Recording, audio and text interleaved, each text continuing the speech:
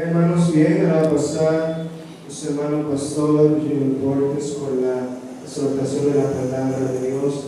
Vamos a ponernos sobre sus pies para así reverenciar este momento. Gracias, hermano. Buenas tardes, nueva vez, hermanos. Que el Señor les bendiga.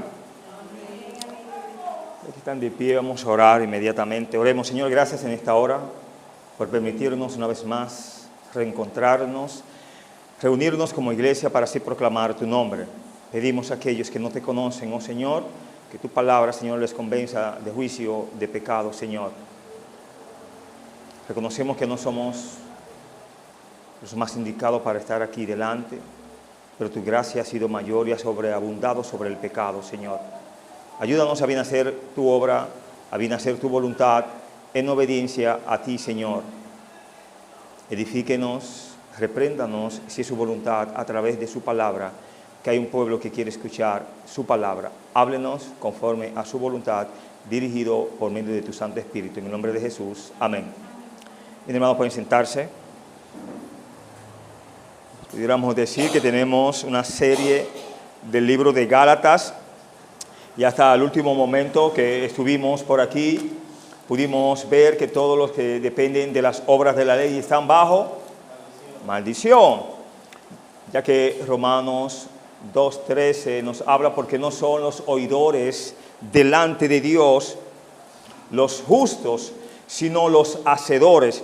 Y como ninguno pudo guardar toda la ley, recuerde que la ley, hemos hablado de ello y seguiremos hablando hasta que Cristo venga, no era más que un espejo para que el hombre se viera allí a través de la falta que él cometiese y se volviera a Dios.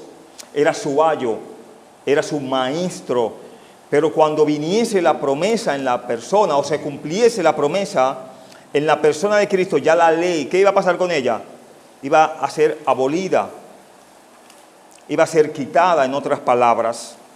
Recuerde que mientras hubo ley, debió el pueblo de Dios y todos los pueblos, aún sin ley, debían de fiarse o fijarse en lo que Dios decía, ya sea de una manera oral, escrita, etcétera.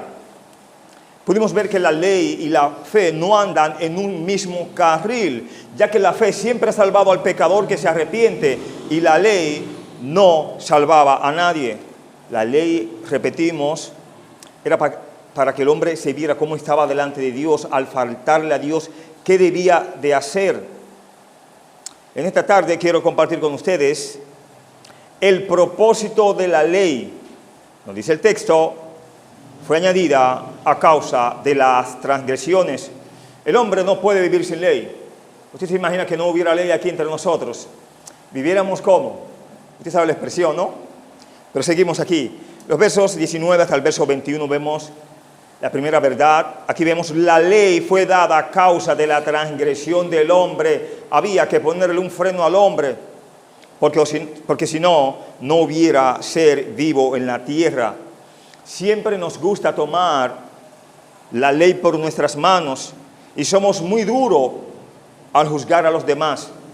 Ahora, cuando nos toca a nosotros, nos damos cuenta que el ser duro no nos conviene. Por eso lo ideal es siempre cuando usted va a tratar con alguien, si ha caído, etcétera, etcétera, es verte a ti primero. Tú vas a ir donde esa persona, cuestiónate a ti, analízate. Si hubiese sido yo, ¿cómo me hubiese sentido? Me hubiese sentido muy mal.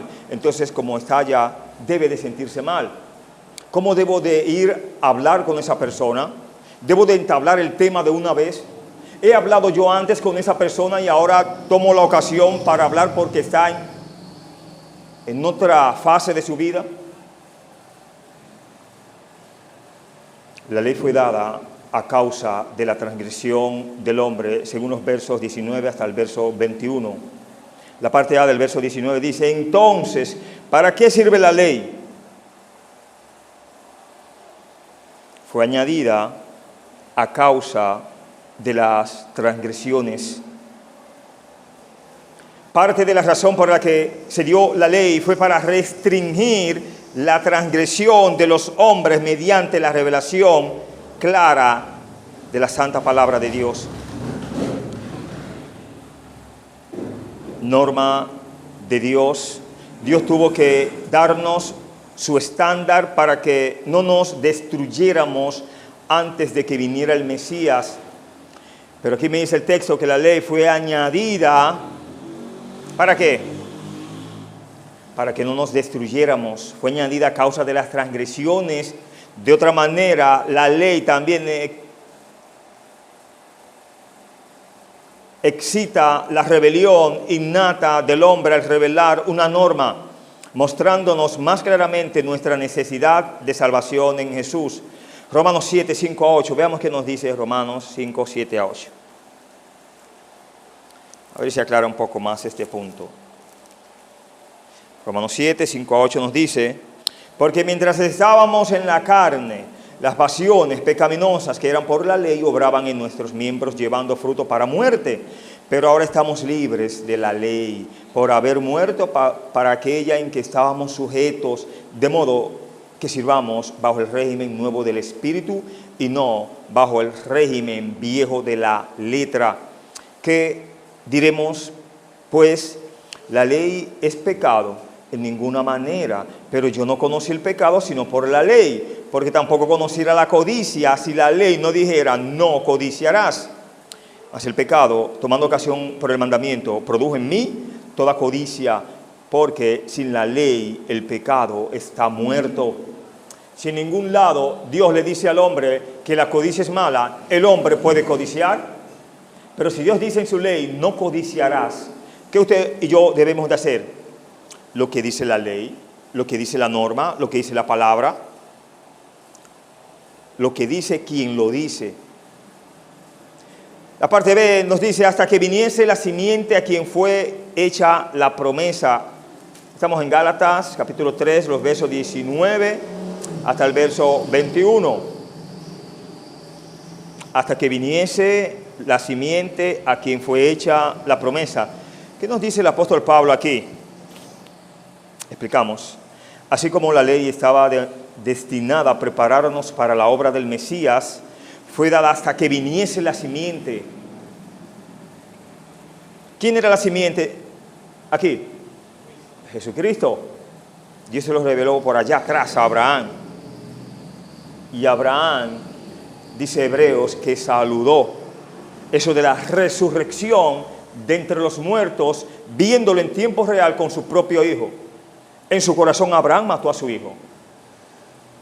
Lo dice Hebreo, ¿no? Pero Dios, hermanos, llenó de fe a Abraham, haciéndole entender que aún de las piedras Dios levantaría, ¿qué? Simiente. No es que la ley de Moisés fuera revocada cuando Jesús vino. Recordemos que Jesús vino a cumplir la ley, no a abrogarla, no a destruirla. Mateo 5, 17 lo habla muy bien. En cambio, la ley de Moisés ya no es nuestra base para acercarnos a Dios. ¿Quién es el único mediador entre Dios y los hombres? Timoteo 2:5 habla de ello, ¿no?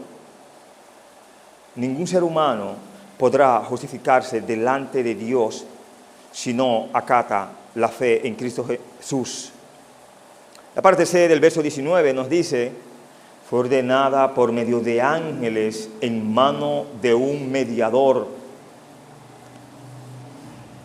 De acuerdo con las tradiciones antiguas, las verdaderas traducciones, según Pablo, la ley entregada a Moisés en el monte Sinaí por mano de ángeles, eso nos enseña que los ángeles fueron intermediarios o mediador de Moisés cuando recibió la ley de Dios. Recuerde que Moisés no podía ver a Dios, porque si lo veía, él sí lo podía ver, pero era la última vez que lo iba a ver, ¿no era? Porque no hay hombre que vea a Dios y viva.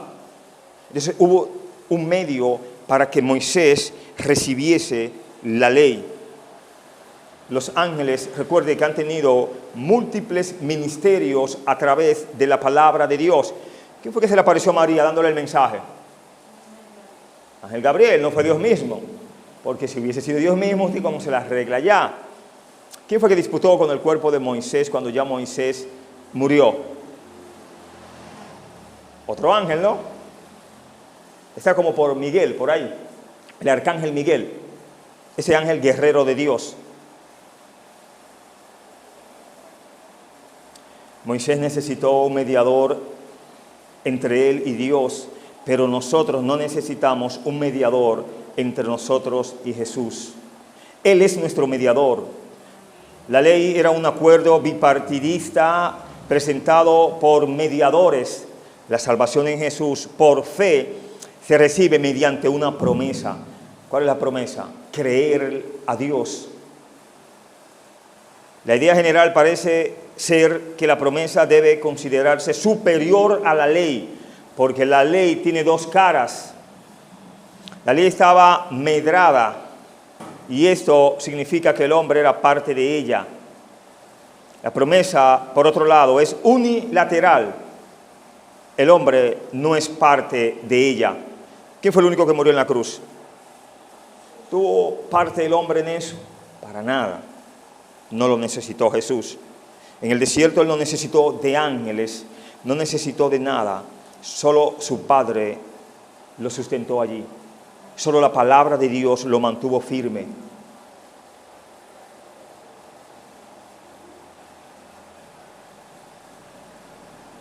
En el verso 21, estamos en Gálatas, repito, capítulo 3, podemos ver: luego la ley es contraria a las promesas de Dios en ninguna manera, porque si la ley pudiera vivificar, la justicia fuera verdaderamente por la ley. La ley no es algo malo que se opone a la promesa de Dios, porque como hemos dicho antes, ¿quién fue el que dio la ley? Dios, para que el hombre se viera ahí cómo andaba, cuándo faltaba a Dios y cómo corregir su falta. El problema de la ley encuentra en su capacidad para dar fuerzas a quienes desean cumplirla. Si la ley pudiera vivificar, entonces podría haber traído justicia, pero la ley de Moisés no da vida, simplemente indica el mandato. Nos dice que la guardemos y nos dice que las consecuencias, si no cumplimos el mandato, ¿cuál es? Juicio, ¿no? En el verso 22 vemos otra verdad, o la segunda verdad, la imagen de nuestro encarcelamiento bajo pecado.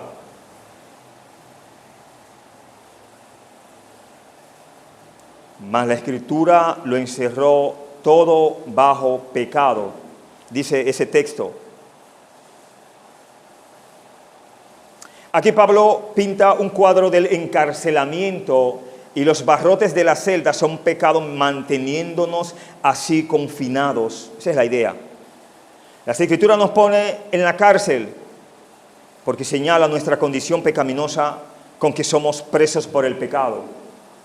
Y la ley no puede ayudarnos, ya que la ley nos puso en la prisión.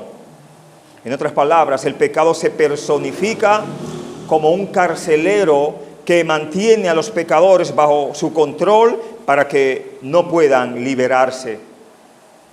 Pero, ¿qué es lo único que puede liberar al pecador? Solo Cristo. Lo dice el texto, para que la promesa que es por la fe en Jesucristo fuese dada a los creyentes. Solo la fe puede salvarnos de nuestro confinamiento al pecado.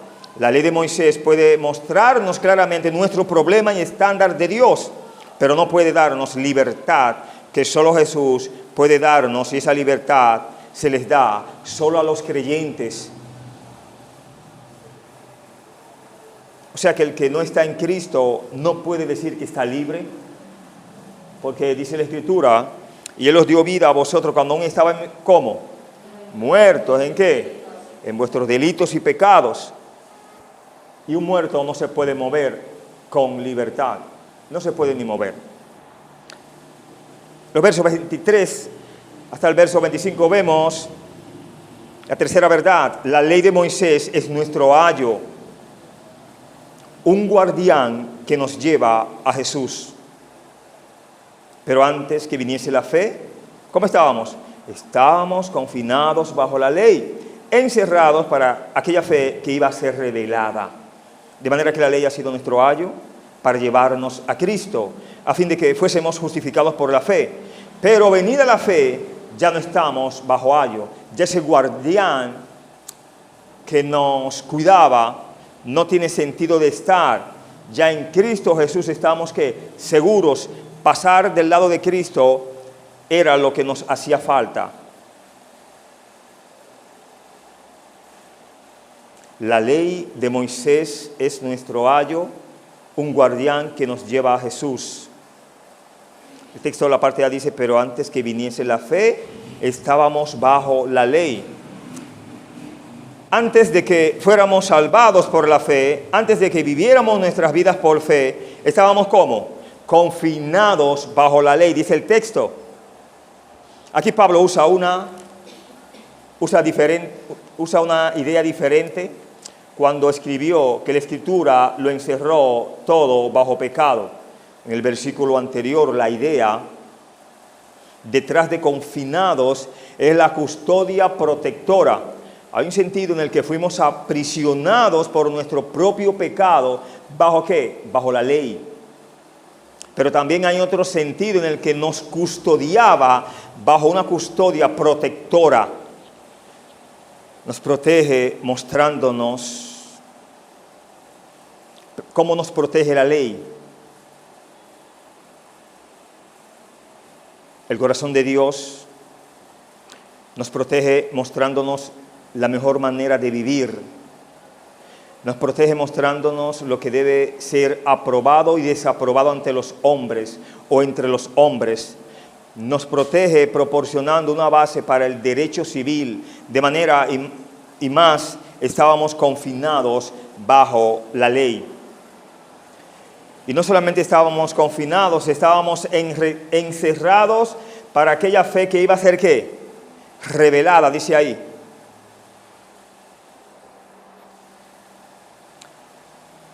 La ley de Moisés nos preparó para venir a Jesús por la forma en que revela el carácter de Dios y la forma que expone nuestro pecado. El propósito de la ley de Moisés se cumple cuando dejamos de tratar de justificarnos y llegamos a la fe en Jesús. Ningún hombre podrá ser salvo por medio de las obras de la ley. Haciendo nada, el hombre no podrá salvarse. Haciendo mucho, menos. Solo la fe en Cristo puede llevar al pecador que se arrepiente. La forma que Jesús presentó la ley fue para mostrarle a la gente que no podían cumplirla y que necesitaban buscar fuera de su cumplimiento de la ley para encontrar una justicia mayor que la del escriba y el fariseo, visto en Mateo 5, 17 y 48. Recuerde lo que uno decía: doy diezmo de todo lo que consigo, tantas veces a la semana, no soy como aquel pecador que es malo, vive pecando, yo lo sé, yo lo veo. Pero ¿cómo estaba aquel pecador? Este se jactaba conforme a la justicia, las obras de la ley, conforme a sus obras. Aquel entendía que solo la fe en Jesús podía salvarlo. Y entendía que no quería ni alzar la vista. Y se golpeaba. Señor, sé propicio a mí que pecador. El anterior decía que era pecador. No, decía que era bueno ante Dios. Y así somos nosotros. Nos creemos buenos, no lo somos. Verso 25 nos habla, pero venida la fe, ya no estamos bajo ayo. Una vez que hemos llegado a una relación de fe, ya no tenemos que vivir bajo nuestro ayo. Aunque recordamos el comportamiento que nos ha enseñado, por eso respetamos a nuestro ayo, la ley, pero no vivimos debajo de él. Vivimos bajo Jesús por medio de la fe.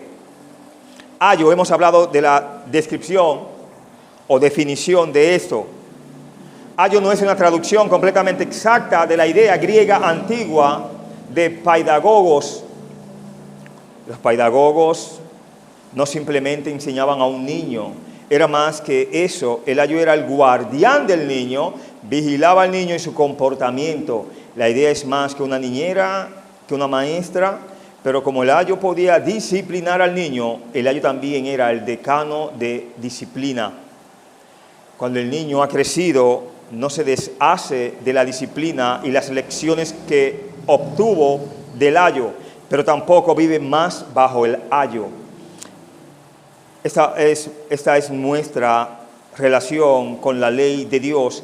Aprendemos de ella, recordamos nuestras lecciones, pero no vivimos bajo la ley. Los versos 26, verso 27, podemos ver aquí la cuarta verdad. Por la fe encontramos nuestra identidad con Jesucristo. Si fuera por la ley, nuestra identidad estuviera basada ¿qué? En la ley.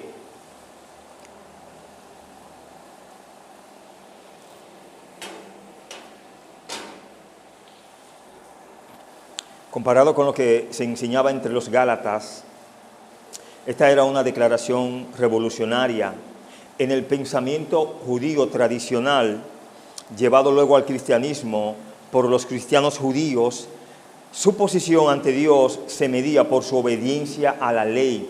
Pablo les viene corrigiendo ese problema. Ya no estamos bajo la ley, estuvimos hasta que viniese la simiente, hasta que viniese el cumplimiento del tiempo, hasta que Dios enviara a su Hijo, y ya lo envió.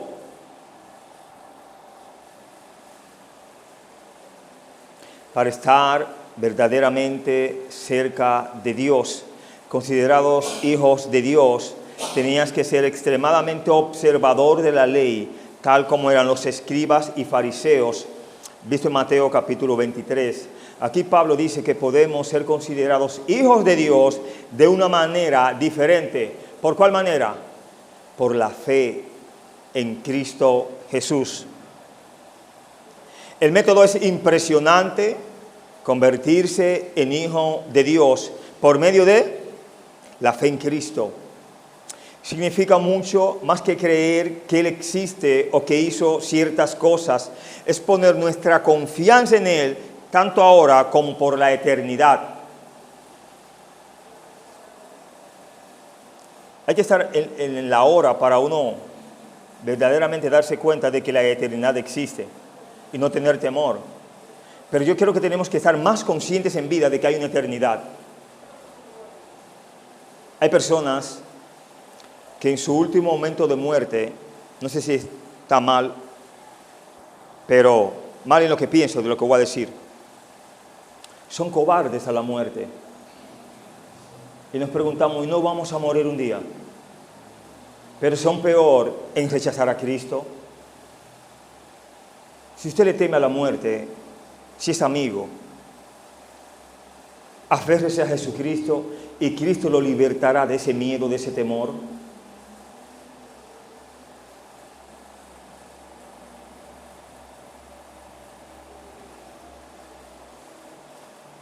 Verso 27 explicamos. Lo leemos, está bien. Porque todos los que habéis sido bautizados en Cristo, de Cristo estáis revestidos. Aquí Pablo está usando la imagen del bautismo. Aquí él ilustra lo que significa tener fe en Cristo Jesús. No dice que fuimos bautizados en agua, sino bautizados ¿en quién? En Cristo. Así como en el bautismo en agua una persona se sumerge en agua, valga la redundancia, así cuando ponemos nuestra fe en Cristo Jesús, estamos sumergidos en Él. Y si estamos sumergidos en Él, ¿podremos tener algún temor al partir de esta tierra? Poco amén, ¿no? Pero seguimos aquí. La parte final de este verso 27 nos habla de Cristo, estáis revestidos. ¿Qué nos habla el apóstol Pablo aquí? Es otra forma de expresar nuestra inmersión en Jesús, es decir, que nos hemos revestido de Cristo. En el idioma original la frase tiene la idea de ponerse un traje, así que nos vestimos con Jesús como nuestra identidad. Las personas que no conocen a Cristo no deben de vernos a nosotros. Dice, ¿cómo no vernos a nosotros? ¿Y a quién tienen que ver? A quien tú sigues. Tú estás sumergido en Cristo. Tú profesas ser de Cristo. La Biblia me enseña que tú y yo debemos de andar como Cristo anduvo. Pero estamos aquí en Gálatas capítulo 3. La forma en en que nos vestimos tiene un impacto real en cómo pensamos y actuamos. ¿Sabía eso? Una persona vestida de una manera X, usted busca la manera, y es irrespetada muy fácilmente, usted tiene la idea de cómo está vestida. Pero aun cuando usted está de traje y corbata y vestido muy esplendoroso, la gente distingue. No estamos hablando de la ropa, pero estamos hablando cómo te distingues al ser vestido.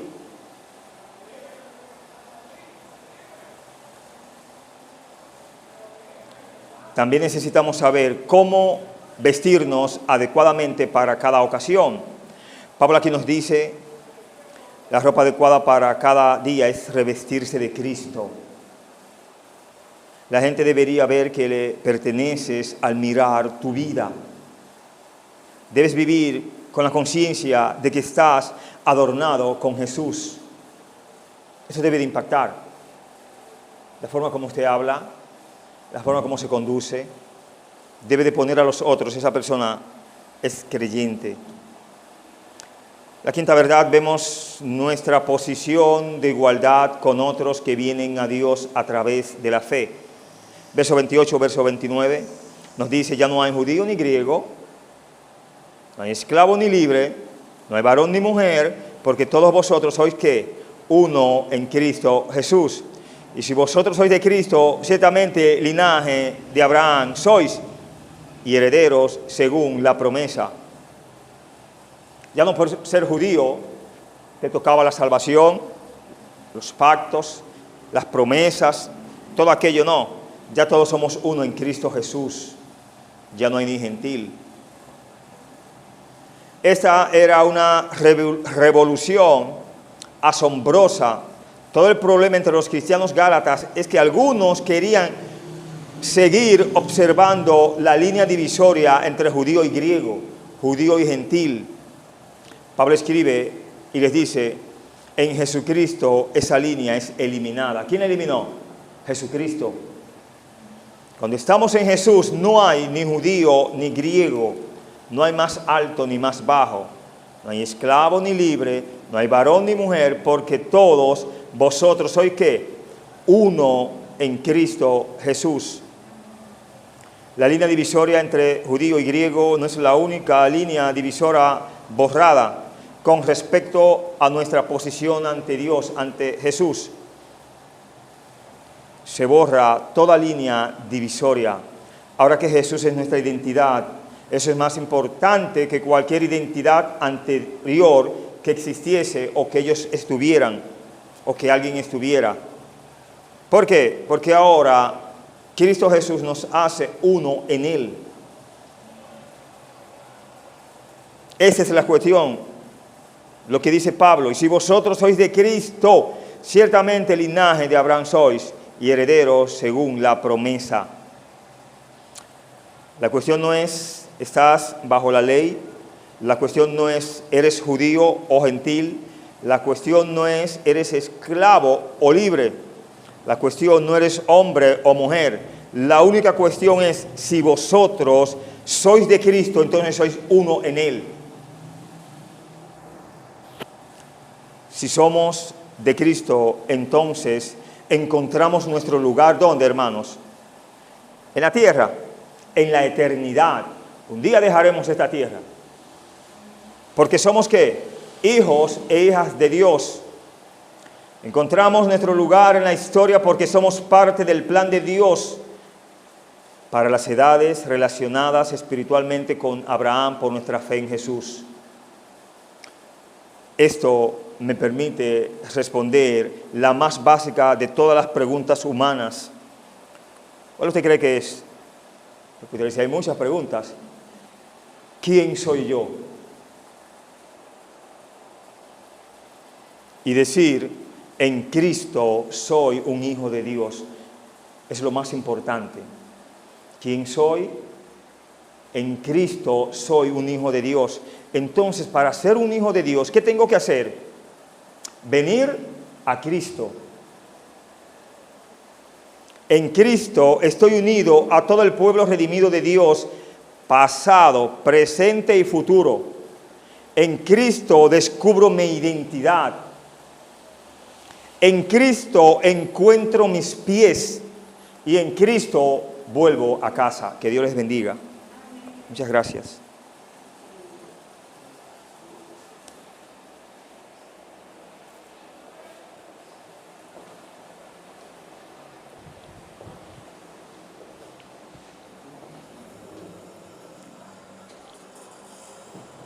Padre, gracias por tu palabra, Dios, queremos obedecerla.